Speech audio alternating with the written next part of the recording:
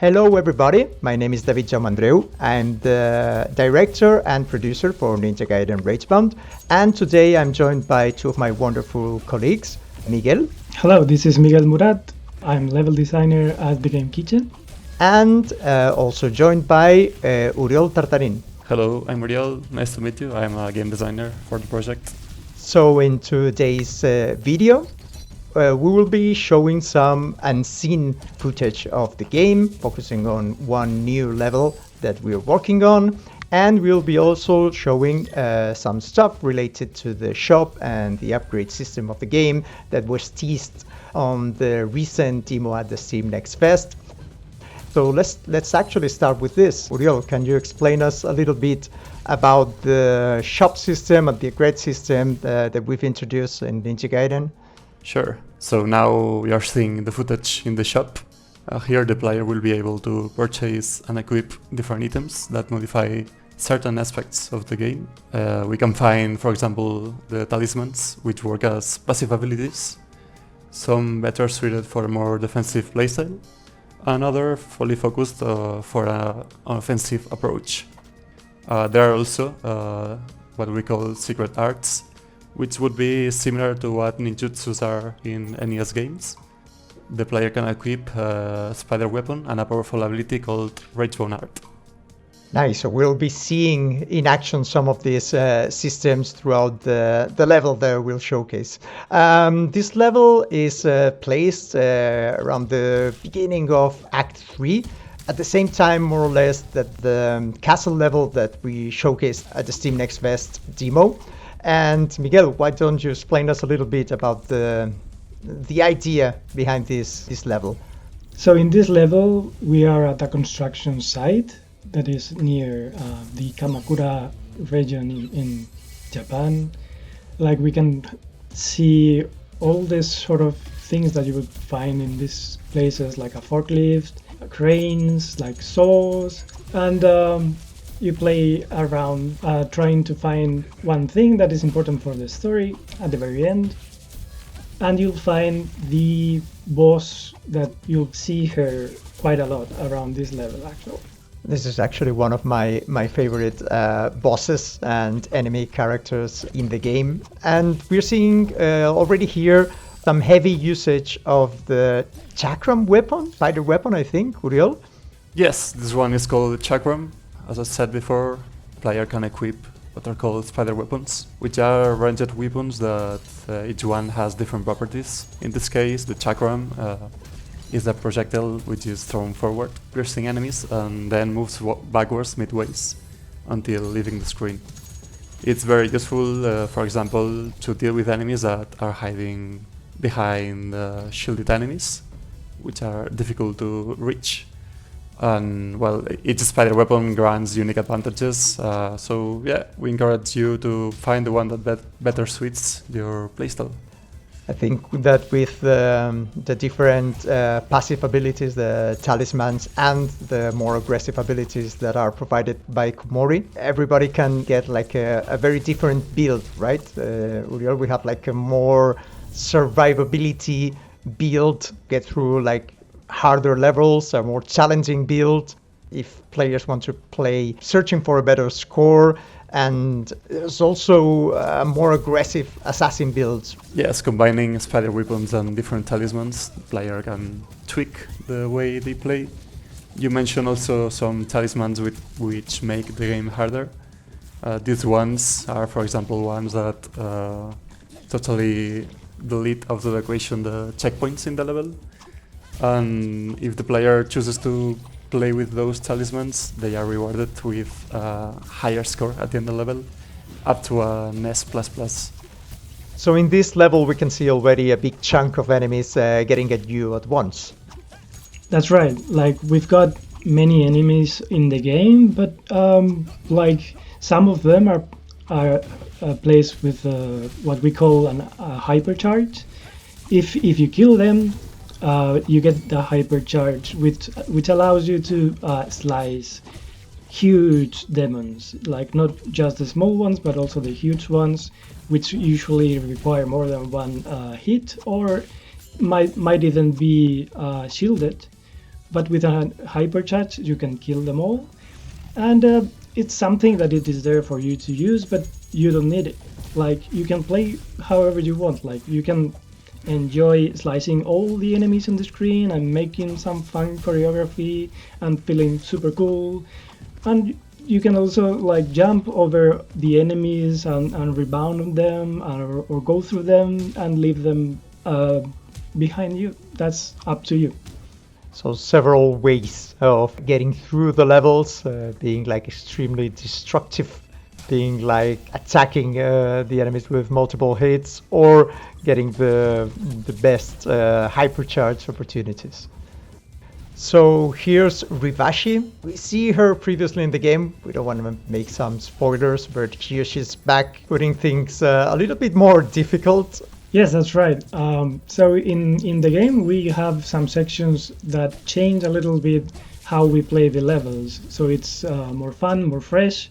So in this part, for instance, like you have to hide behind walls and elements of the screen so you don't get wiped out by the boss. But we are also getting hard in the hard mode.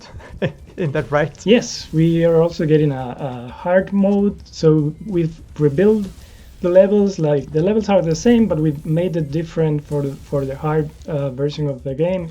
It's not just like making the enemies getting more health points from you, but they also attack a little bit different. Like, the levels have more challenging parts with maybe more spikes, or maybe a different section as we played in the normal version of the level. In this level we have like a lot of platforming sections also, but the most challenging parts are definitely those of Kumori. We call like the demon detours, when Kumori commutes with the alternative reality and she can't move to different parts. We'll be finding quite a few of these around the levels.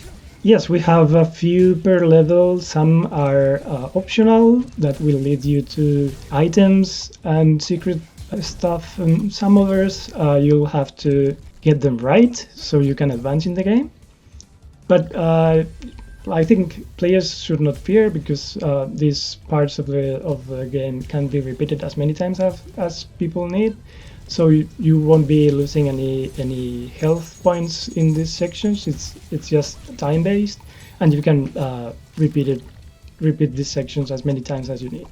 But if you want to get like the highest score, you will have to take into account not only the time that it takes you to complete the level, but also catch up all the collectibles and to get all the challenges done. So about collectibles, Uriel, can you explain us a little bit how we're doing this in Ragebound? Sure. Through the level, the player will be able to find many collectibles. There are three kinds of collectibles. For example, we have the crystal skulls. Their purpose are to let you have the highest score in the level. But also, if you collect all of them, you'll have a special reward, which we will not be saying here. You have to find out by yourself. There are also the golden scarabs, which are the currency of the game.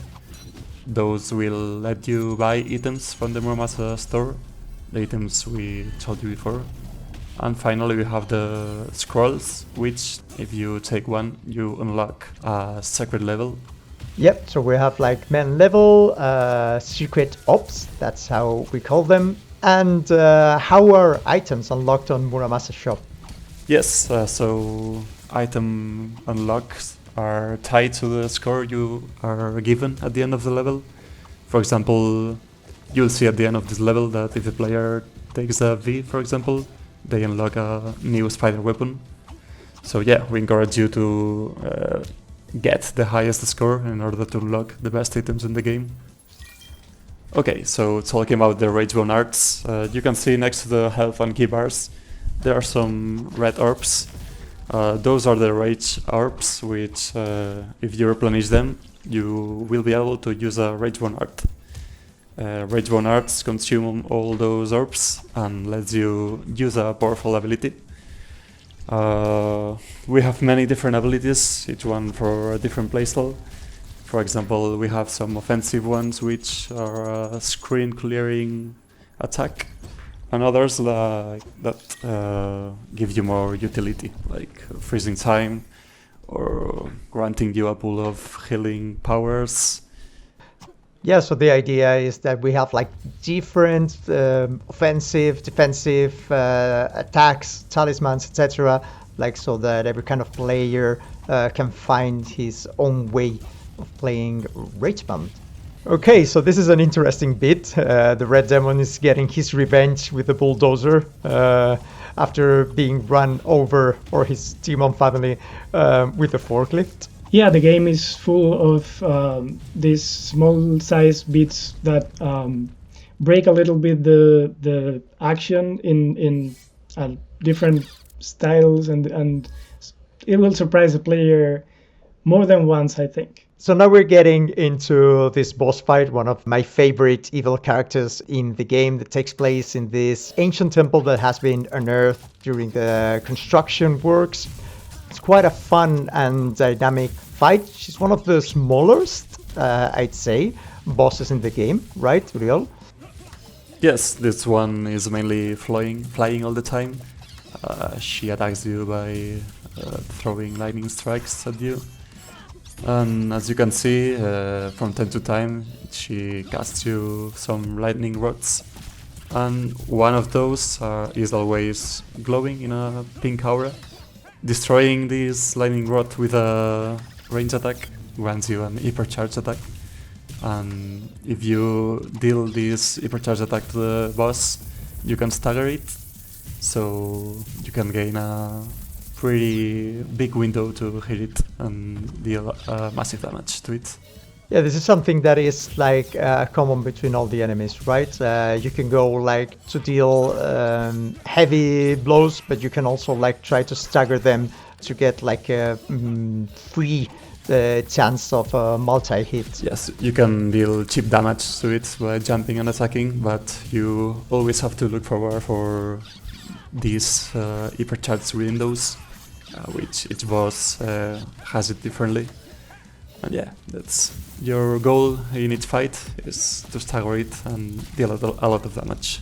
So this would be like kind of early mid-game boss in terms of like difficulty patterns, etc. We'll be finding a lot of big creatures. Yes, a lot of big creatures and others not that big, but equally dangerous. But yeah, quite a lot of variety we have here. As you can see in the boss fight, like when you got the first hit, there was a pop-up that said that you failed one of the challenges of this level. So on top of everything else, in each level we have different challenges that are defined exclusively for each level.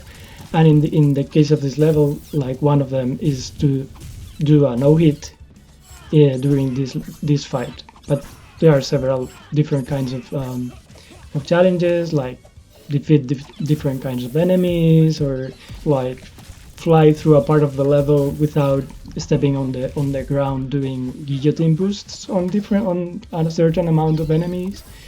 And I think it's an extra challenge for those who want a little bit more, and will get rewarded with more score.